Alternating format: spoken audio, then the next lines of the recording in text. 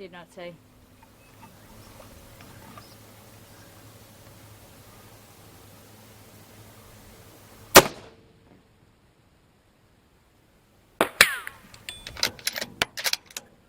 Did not see.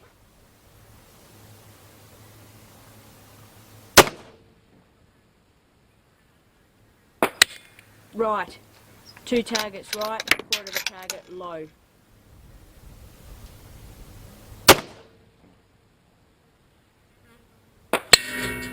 Hit! Swinging target. I can't see where it's hit though. Got a hit. Just try and get a bit closer.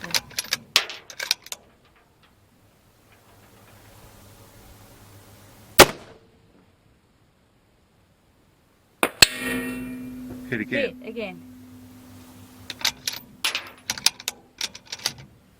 Ready.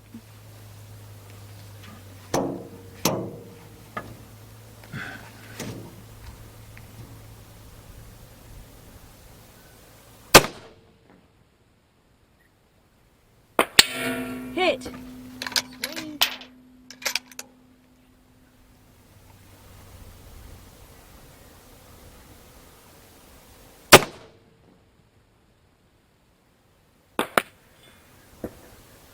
Do I not don't know where see. that one went.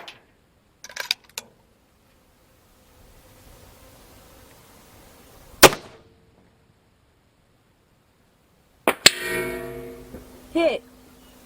Is it? Yes. Swinging plate. I can make out one hit at about Yep. 2 o'clock. Yep, and that the hit that's on there now is at 8 o'clock, 4 inches the left edge of plate. Well, can't complain about that for a 243 out at what's essentially is a mile, Yeah. and very, very hard to see conditions. Okay, well, that was us shooting with our little 243 out at, well, actually I'll just verify the range. It was just on the 1700 yards, but I did zero it up at the target, so I'll just put that on. Okay, yep. So there's actually what we were shooting with. 1699 yards.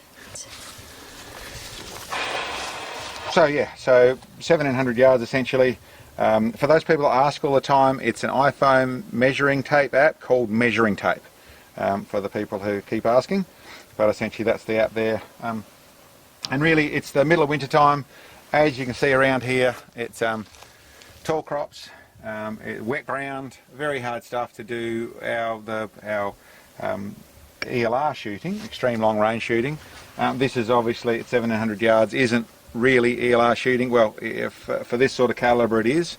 And I should say what I'm talking about when I talk about ELR shooting, so extreme long range shooting, is essentially when the bullet has gone subsonic, and sometimes by a fair old range. So with the bigger ones, with the magnums, then we tend to be talking about in the 2000 to 2,500 yards. With the likes of the 338 Lapua and bigger rifles, we're in the 3,000, 3,500, and obviously with the bigger rifles we're going to the 4,000 and onwards. It is talking about when the bullet is definitely going subsonic, and it's something that I wanted to go through about what we use in the way of a kit for this sort of stuff, what we need in the way of to do this sort of shooting, and what we use as a shooting kit, just in the way of carrying on with our putting forward the 4AW, or our way of looking at, or our way of doing this sort of shooting, and what we need to do it. So what we'll do is actually grab basically our kit out of the car, where I should say this isn't a normal thing. We are shooting, we've got a crop, we can't lay down and try and see what we're shooting at. We're shooting on a no good old truck that's been left out in the paddock. So we've got the back of it to shoot on. We're shooting over a canola crop that is up to 5 feet high, about 4.5 feet high. So, and then what we're actually using to shoot right at the moment to make it work at all is a rock pile. So it's actually the side of a hill with a lot of rocks on it. Still very hard to spot. You'll see in there's still a couple of no-sees, even with something that we're very confident of shooting at this range with the 243. Great calibre. I think I would stress they're a great calibre, and even shooting off a deck like this with not the great best shooting form because of the low recoil and a really nice little 95 grain burger bullet, still quite able to pull it all off. Anyway, we'll set up that kit and we'll go through what we... Well, here's basically a layout of what we take in our kit for ELR shooting. There's no real order to this sort of stuff. I'll go through the basics of it. We've got our rifle, we've got our ammunition. I always have an infrared gun, a temperature gun, so I can actually measure, essentially that's about measuring powder temperature. And it's about getting my shot right, but it's also about recording data. We go through and, as I've been through a few times, we go through and record data to as much as we can, so that our information, our history of our dopes, essentially the data we collect makes it a lot more able to study what we're actually doing and able to produce one-shot hits, which comes out of not just lucky shooting, it comes out of a lot of information and making it work properly. I should say I also, as you can see down there, I use the iPhone. We do have GPS, two little Garmin tools for measuring GPS positions. We also measure GPS on the likes of Google Earth and the likes of other maps to work out exactly the distance on shots. But with the apps you can get on the iPhone, I really find that's a nice thing to use. So I also use it with the likes of different ballistic apps. I use the iPhone there as well. You'll see over in the middle of the pole there, I actually have from slope meters to mil dot gauges to a fair few data cards that I have for my different rounds. And I like to verify that. I tend to update it, I tend to make it work.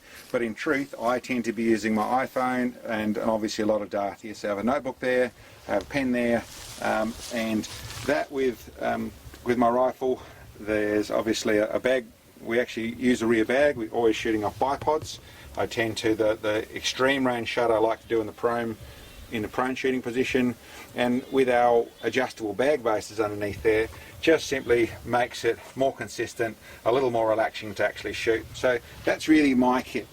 The rest of this turns into what we use for shooting, and I'll go through that step by step, and then I'll also go through with Sam and what she does spotting wise and weather wise and all the rest of it, and a little bit of that interaction. But essentially, with iPhone, notepad, a bug spray, you know, important to try and deal with that. It's really, really hard to shoot accurately when you're getting eaten alive or when you've got flies climbing in your eyes. Basically some gun oil. I like to use the Blistol, but essentially something there so that I like to look after the equipment. It's nice to be able to have that choice of being able to, when you're rubbing things down or cleaning things or got any issues, to use the proper stuff. But essentially some oil, CRC or WD-40 would do the job just fine as well. We have there basically our tools. We normally have a vehicle with us and have more tools, but this little kit is designed to really when we can be out and about and use that. We have torque bits, we have Allen keys, we have essentially a multi-tool, pretty good multi-tool, pliers, side cutters, all those sort of bits and pieces on it. Separate little set of side cutters we use for cutting off target strands and using with the zip ties. A pretty good little knife there, another little universal knife, which is a nice little sharp knife, always nice to have, and then a decent screwdriver set, so that actually has different size sockets in it as well. It's a 6-in-1 little tool, really just a nice little toolkit we found works quite well. Insulation tape, once again handy to have with you. It's never bad to have a roll of insulation tape. There's an amazing amount of things you can use that sort of stuff for. Then you'll see progressing, we basically have a rag. We normally have rags in the vehicle as well, but a rag, always good to be able to use for a million things as well. Down at the bottom there we have just a spare little flag. We normally try and bring one out, but it's the type of thing that you forget, or you want another position to put a flag in to try and work out what's going with the wind. Not bad to have a little bit of a flag inside there. There's actually once again a fly screen there to try and deal with it when you're trying to shoot and the flies are out of control. It's nice to be able to hide in. We've got a couple little fly screens there. Don't use them very much, but in extreme situations it's a nice way to go. And then that's actually a lens cleaning kit. Proper little wipes in there, proper little cleaning stuff, and really your lenses are some of the most valuable bits of your actual shooting equipment, and looking after them is important. You notice that we got some band-aids, normal, essentially just Sam's a nurse in her time as well, and essentially having the safety stuff to be able to deal with when you bite your finger or cut your leg or that sort of stuff. Just a basic little formula. Once again, a lot more in the vehicle. Zip ties. a regular or irregular gang of zip ties. And once again, the type of thing you can use zip ties for, we tend to be using it for hanging targets and basically for neatening things up, but a very handy thing to have with you. Once again, type of thing I would not have a vehicle or be out in the bush without that sort of thing. Now we're starting to move into Sam's kit. You'll see up behind there we have one of the new Kestrel Bluetooth units, weather unit, wind meter, and essentially it's able to be mounted up on a tripod. We've always used different forms of weather meters, you know, the Kestrel, the ones we've been using for the last few years. We haven't gone to a ballistic app one, which actually to give you shots, because of the way we do things, it isn't really suited to us. But previously, Sam would be taking the weather readings, and when you're actually sitting down very low to the ground, is not quite the same weather reading as when you stand up and hold it up in the air. And then of course, depends on when you're shooting. When you're tucked away, sitting down behind rocks, sitting in amongst trees, then your weather reading isn't quite the same as getting that out into a clear space. So with the Bluetooth side of things, we have the advantage of it being able to data log and do that side of things as well. But the real reason we use it is we can put that up to 6 foot high in the air, put it out into a clearing up to 10 metres away, and get simply slightly more accurate data. I'll go into the wind and the relevance of it all in our ELR style shooting, but that's simply we've gone to, and then we keep the other one as a backup. You notice also we got there as a stopwatch. It's the type of thing that Sam's now very good at counting her seconds on her shot, but it's also nice to verify. Simple stopwatch when we're shooting ELR. Shots are, in our shortest shots of ELR shooting, you're in 3 seconds, 2.5, 3 seconds. In our long shots, we're out at 10 and 11 seconds. That stuff there is very relevant for the spotter in particular, to know exactly when there's a lot of concentration, you're trying to see a tiny little spike, a tiny little something in some situations, and to know roughly when you should have 1,000% concentration on your eyes. It's nice to have that timed. One of the things we've also found, and Sam and I think every human suffers from it, is that when you're under a lot of pressure, your counting speed might change a little bit. So to actually have it where you've got a clock a stopwatch to verify it, it's just a nice thing. We don't use it a lot, but it's part of what goes with that kit. Beyond that, you've got the basic of some gloves. You know, really goes into the general side of the kit. Just for whatever you're dealing with, it's nice to have a set of them with you. We've got hearing protection. We've got our own individual sets of earmuffs, electronic earmuffs, so we can talk to each other and muffle the sound. And then we have essentially a guest there, or a backup there, however you want to look at it. And I also have just ear plugs for the lower power stuff and things that tends to come in this kit. Then you move into essentially, obviously, spotting scope. I'll go into that in more detail in a second, but a decent spotting scope is obviously very important. And we've had quite a few comments about a sitting position, all that sort of stuff. Essentially, Sam loves that little shooter's bag that's obviously a rest that is made for sticking your rifle in the middle. We've never used it for that. We bought it very early on in the piece as, okay, that's what you could use it for. It's not really how I shoot, but it turned into a very easy to carry little lump that is out there and just at the right height for Sam to be able to really squat down a low height, very stable, which is a very important part of using the scope. Now I would say, we could no doubt invest a lot more money in a spotting scope. Out of what I saw, I wasn't seeing what I wanted. We started, as probably everyone did, with little cheap, well not that cheap, $300 or $400 spotting scopes that were 60 and 45, 60, 80 mil objectives. Had up to essentially the 20 power or the 30 power or the 50 power sort of lenses, and they were okay, but they really didn't cut it for the sort of ranges we're shooting at. And I'm presuming a lot of people still use them. A lot of very good scopes with very good quality coated lenses have those sort of sizes in them. This scope here is not that expensive. I don't know how much it is now, the $500, $800 neck of the woods. It essentially is a 100 mil objective and it's 100mm or 100 times power. So it actually works from 6 to 25, and that's actually using the top.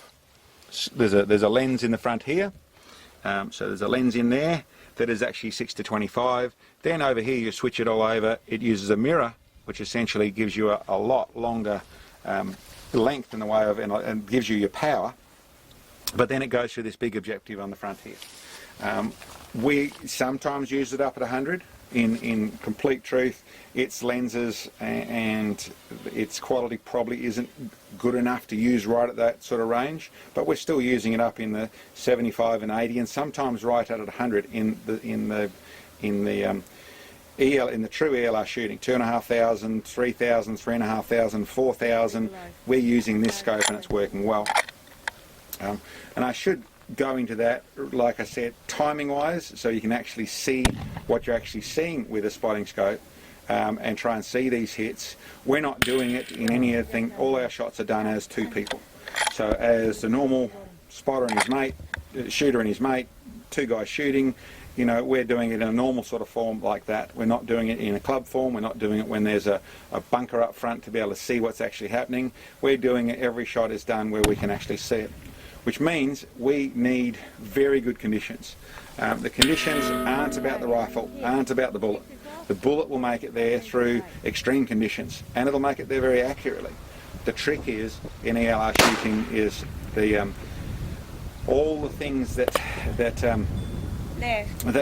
you've learned in long range shooting, although your shooting technique, although your loads, although how accurate your rifle is, although you set up your rifle, are all very similar. And spotting is, in some cases, dramatically different. To start with, a bullet trace that everyone talks about isn't an ELR shooting experience. And there's a few reasons for that. One of them is of the definition. What I've actually honestly found is that bullet trace I've seen out to around 1,200 yards. We might see it further than that if we really looked, but because we shoot a lot at 2,000 and 3,000 yards, we're well past where bullet trace is really available. Now, bullet trace is given to you out of a few different elements. You obviously need clean air. You obviously need a very fast bullet to create a pressure wave in front of the bullet, which is what you're actually looking at. That's the distortion you're actually looking at.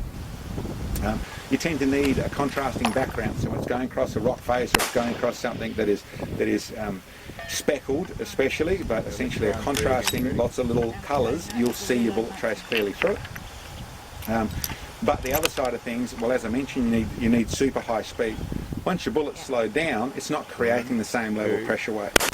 But you've also got the fact you need to focus on where that issue is. So there obviously is a bullet trace up to probably 1,500 yards.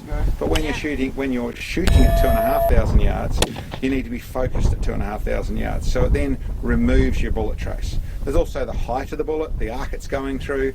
But essentially what I'm saying is that ELR shooting, we do not use a bullet trace. You do not have any idea where your bullet's going via a bullet trace. And that moves us into probably the most difficult part of ELR shooting. There's obviously lots of experience to go through and make it work and make your load work very accurately. But one of the most difficult things is seeing where your actual bullets are landing. And that sounds all very, very simple, doesn't it? You're just going to shoot it out there, you spot where your hit is, and you move your target over and you're onto your target. Well, ELR shooting, sometimes, yes, that's exactly how it is. It's not too much more involved. In most cases, it's quite different to that.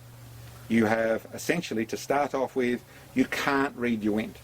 You might think you can read your wind, but the truth of it is, even if you can see wind at your ground, at where you are, and wind at your target look about the same, what you can't see, and what you don't have, is actually any idea of what the wind is doing 50 feet off the ground, 100 feet off the ground, 150 feet off the ground, 200 feet in the air, 250 feet in the air. With ELR shooting, what's actually happening is you are not only shooting a long way in distance, but you've also got a very big arc to your bullet. We're shooting, as I said, what I'm talking about with ELR shooting is shooting into subsonic. And I'm, in any ELR shooting, we're generally up in the, 80 minutes is, 70 minutes I suppose would be pretty low. We're shooting in up to 120, 130 minutes very, very regularly. And then in the big shots, we're shooting in the 300, 350 minutes of elevation. That means the bullet's going up a long way before it's coming down to its target. And that means we'll be going through not only different wind zones in as far as going across the shot is, but also different wind zones as going up through the shot is. At the peak of our shot, when a bullet's 250 feet in the air, that's a very, very different wind up there. So what that means is, essentially for your spotting purposes, you need to be able to see, and Sam will go through what she's doing there, but you need to know roughly when your bullet's going to hit the ground, within 1 second at least, to be able to try and scan and see that hit. Once you've seen your hit, you've brought it back in and your conditions are staying about the same, then it's a lot easier. Then you can use your power and come in on and see that sort of stuff, and then it very much is about the conditions you've got. Nice dry dirt obviously really helps. The type of conditions where you've got good vision, so you've got low mirage, all those things are very, very important. We tend to find, as you'll see, a lot of our long range shooting videos are in the morning, and that's when the wind is still. That's certainly one of the features, but the biggest issue we're generally dealing with, we want dry conditions, but we also want low mirage. So you'll find that essentially that's a warm summer's day, either a warm spring day or a warm summer's day, everything's dried out. But by the time the sun actually gets up there and starting to heat up the ground, you really start to see a lot more mirage. So there tends to be a fairly small spot for the extreme stuff. There's a fairly small spot, 20 minutes, half an hour is when you've got very good conditions to do that sort of stuff. Once again, it's not about the bullet flight. It's very much about what the spotter can see. And obviously the more data you got, the closer you can get in, the easier it is to pull that off. Another thing I would say, and one of the things I do, I mentioned that I obviously use essentially a ballistic app to go through and figure out the shot. I also go through, we set up multiple range stocks, so essentially we have one at target, we know what the wind's doing, we've got this to tell us the wind what it's doing here. We tend to be looking at as many conditions as we can, from trees to essentially what the sky's doing. Very important to see what your clouds are doing to try and make sense of what's going on. A big feature I find is a real help in working stuff out is my weather report. So I'll actually use, as I mentioned earlier, I'll use the computer at home. I'll go through and look up Google Earth to map out where I'm actually going in measurement. I also go through several different weather reports to see what wind direction they're talking about. Especially in this sort of country, undulating hills and things, where you've got valleys and things for wind to go through, there are definitely occasions when your ground wind is doing one direction and your mid-range wind is doing the opposite direction. So when it all looks like we should be adjusting for a left-hand shot, we're actually adjusting for or a left-hand wind, we're actually adjusting for a right-hand wind. Obviously that's also the easiest place to work out your Coriolis, your spin drift and all that sort of stuff is using more programs, sitting down and working out your shot very thoroughly. I think that's probably, in the spotting side of things, like I said, a very, very important detail is your conditions, and obviously what we're using in the way of a spotter side of things, in the way of a scope side of things. This scope is actually a clear scope. Sam will go through in a minute and explain exactly what she's doing spotting wise and giving calls to me. But one of the things that I would go through and explain is our teamwork side of things is done very much, it's about communication. But the way we do it, the way we share the load, is Sam has her jobs, which she'll go through and explain. I have my jobs. My jobs are working out where to put that shot. I don't want any input as to where the shot should go. What I want is exactly where the shot hit, as cleanly and concisely where the shot hit. So that means, as I said, we don't have a ballistic app on the Kestrel monitoring systems, the Kestrel weather systems, and that's because Sam is telling me the weather. So she's reading it, she's recording it, she's going through with her different weather systems and telling me all that sort of stuff. I already have what I know of the other weather, and then I'm working it out. So I'll sit there and work out with already the mud map I've got for the shot. Then I'll fine tune it with the apps I've got here and with the app up here to actually go through what my feelings are of the shot. So what I do see in some shooting situations is essentially people talking where the spotter is making the correction. Hold another half MOA, hold over here. For people who want to do it that way, that's fine. But what you need to figure out in this sort of stuff is you need to figure out who's taking that job, because if you're both making that adjustment, both trying to figure it out, then it's very common that neither of you will end up picking up the pieces. And I've got to tell you, one of the things that it might look easy and it might look really comfortable and nice and easy to do this long range stuff, or this extreme long range stuff, but it can be some of the most frustrating stuff you've ever done, in the fashion of not being able to see your first hit or your next 20 hits. You can be, without a word of a lie, without being much out in your calculations, you can be 50 yards away from your first shot. And we've there, years ago, we've certainly been through there and wondered if bullets are coming out the other end of the gun, because essentially you fire and you can see nothing, absolutely nothing. Now there's lots of things to learn about that, from the conditions you're shooting in to actually reading your weather properly. But like I said, you can read everything you've got to see perfectly, and you can still be honestly 50 yards off, 50 yards away, even though what the hell's going on? It is just the most frustrating thing to go to. It's frustrating for a shooter. It's also very, very frustrating for the person whose job is to see those shots. And it is nearly impossible to see them. So they are, or impossible to see them, because where they're going is not where you're looking. Sam will go through a little bit of what she's doing there, and I'll pass on to Sam now. My turn. I'll go through some of the things that I do as a spotter. Use this Yukon scope. It has a clear reticle, so in giving the shot calls, I use a couple of things, and that is targets and the clock.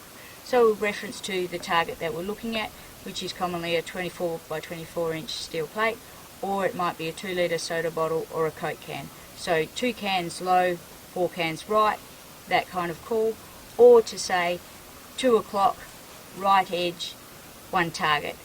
Then that's definitely a reference to the edge of plate or centre of plate, however you've worked that out, but we use edge of plate, and Mark will know exactly where the call is. The clock is also, as we say, 2 o'clock and 6 o'clock, 12 o'clock, etc. It lets you know exactly where the shot is. And even further degree of that is 4:30, 7:30, 10:30 and 1:30. That shows you the corner of the plate, so it's a quick way to pass on. Other things that I do is the weather. We use the Kestrel weather station here. It actually links with my iPhone on Bluetooth, which I find very handy. So we can set it up with the tripod, and it can be some distance away, elevated into the weather that you're actually shooting in, not just where we're sitting in, but is actually more of an idea of the weather that's around. We also record weather data and pass that on to Mark, so he has that information for shooting for what he does. Another one of my jobs is to be looking around, just taking a notice of everything that's going on. Sometimes when I have a sort of look on the face, it's not just smelling the roses, so to speak, but knowing what's happening in your area, whether it's vehicle movement on the roadways, cattle coming across the picture, sheep coming down to water, anything that's relevant in the area, to be aware of what's going on. It's not always to pass that on, but to be aware of what's going on and let the shooter know if he does have to hold fire or we've got to change. And also, as far as passing information onto the shooter, I obviously am keeping an eye on things, so it'll only be on occasions where I will let Mark know of changes of what's happening. If there is a sudden wind change or direction change, then that's valuable to pass that on. But by saying things cleanly and concisely. With what we do in ELR shooting, I will stress that we're talking about ELR shooting. So we're talking about in what we term ELR shooting, at least, is when the bullet has definitely gone subsonic. So it's extreme long range, and we're talking, the shot we did today is only 1,700 yards. So in comparison to a 2,500 yard or a 3,500 yard target or shot, it's not that long. But with the 243, we're getting out to where the bullet has slowed down. We're using 87 minutes of elevation is we're actually shooting, so we're starting to get into that place. And as I stress, seeing that first shot, seeing not so much your hits, seeing your misses, which is what lets you get onto target, is the stuff that is very, very hard to do in the wrong conditions.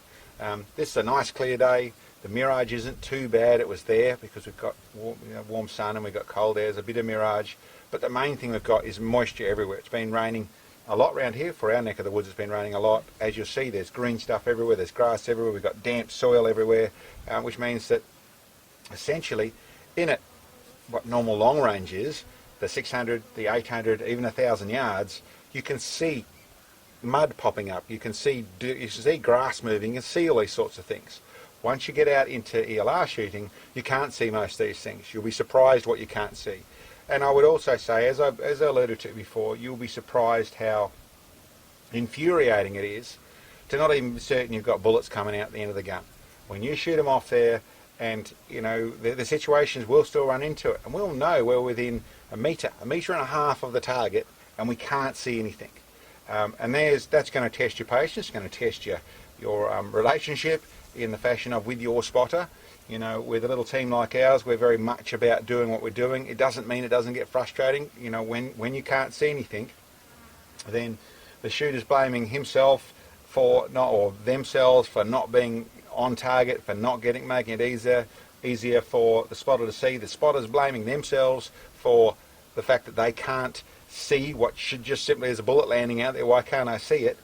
So together, that means you're both blaming yourselves, and there's friction will come out of that. That's part of this game. It's for all those people that have experienced it, and whether there's guilt or there's extra frustration, whatever comes out, listen, everyone gets it. That is part of this thing.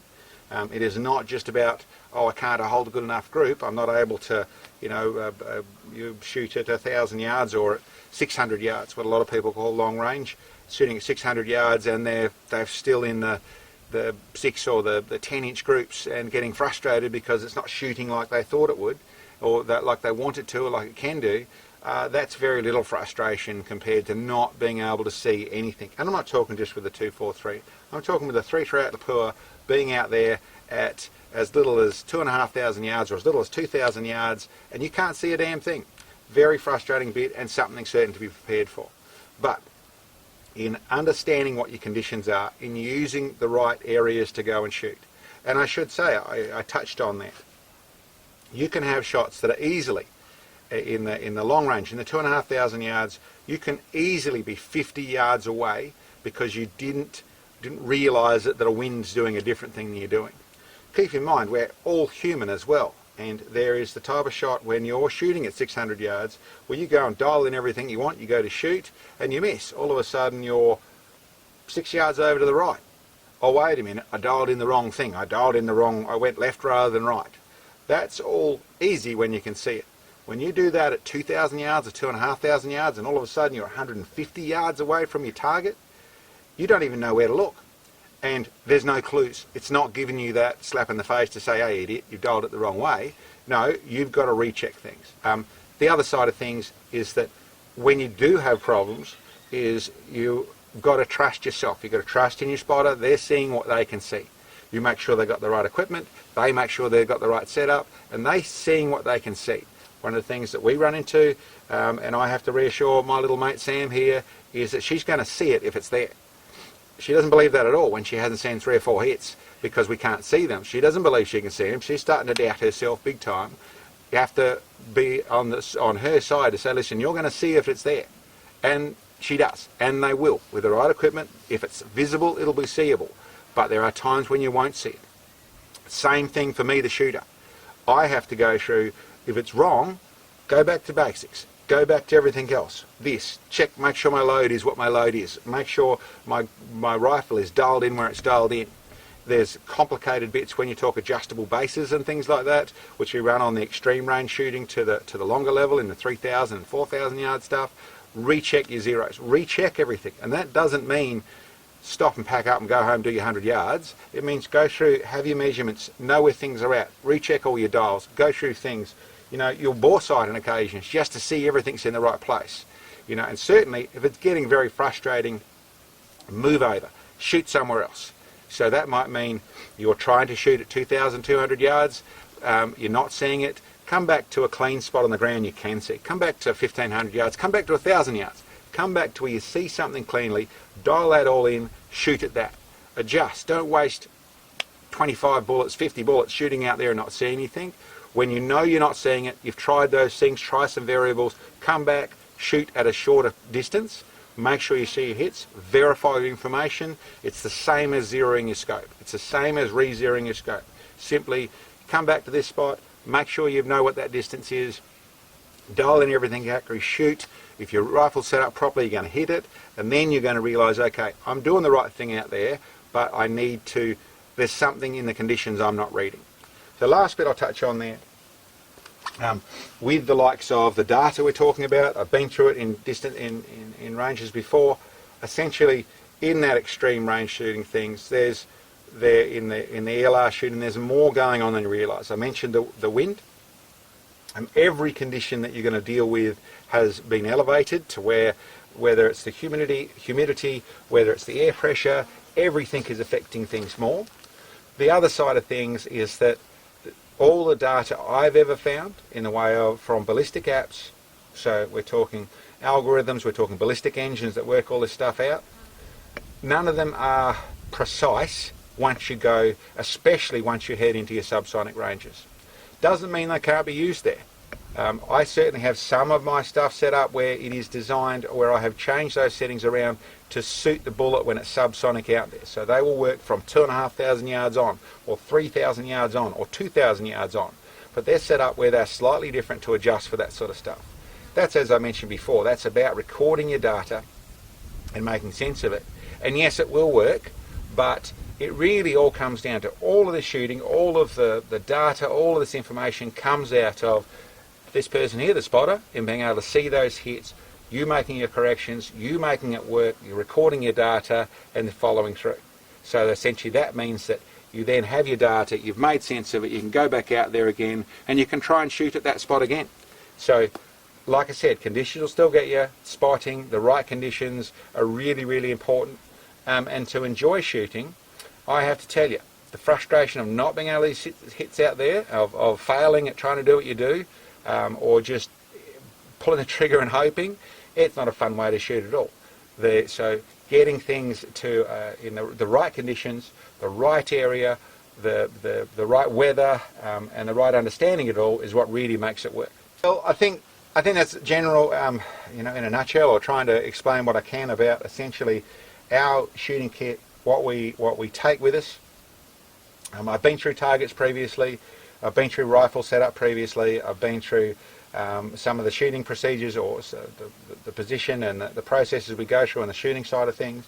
I would, probably one of the things I'd say I've alluded to a couple of times is that really for the ELR shooting, having a super accurate shooting platform is very important. You've got lots of conditions messing with you out there, and you don't want you to be part of that problem. But listen, I think I've been through it generally. The importance of the level, what we're actually using, we'll have a think about it. We'll go up there, we'll actually pack our stuff up, we'll go up to our target and have a look at our where we actually shot the thing at 1,700 yards or just under with the 243. Have a look at that and we'll have a think about it. If there's something else we should touch base on, we'll do it up there. So we'll see you up there in a little bit. Okay, well there's our hits. This is, like I said, this is just on 1,700 yards. 1, 2, 3, 4. So that actually turned to be not too hard when we actually got it all to work. As you can see around here, when talking about with the shooting side of things, is that this sort of dirt here, yes, it moves, it doesn't have dust to it. So the moment you lob a bullet into this neck of the woods, you're not going to see it. The grass in behind there, you're not going to see anything.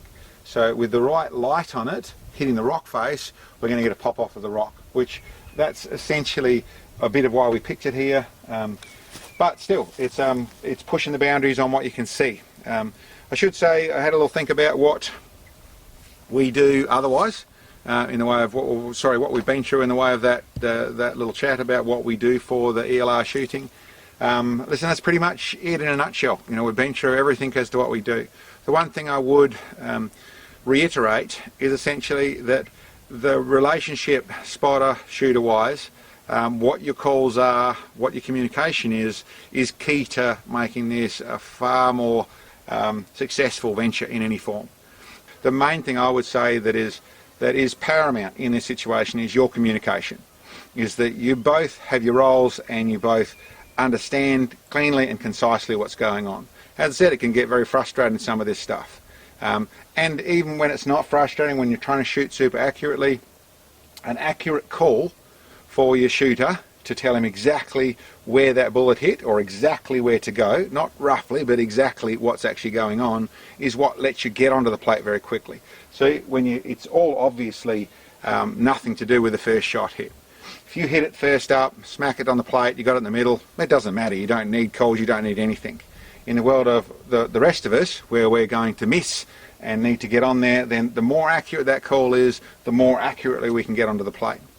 We should just have a little look out there as to, we're talking about all this wet. You can see this, even this rock outcrops covered with grass. Over there the canola's coming on nice and strong. It is really green and yellow, and pretty close to lush out there. So nice wet year for the farmers, good year for the countryside, lots of water around the place. Not so easy for us shooting wise, but that's fine. We've got a nice long hot dry summer coming, no doubt.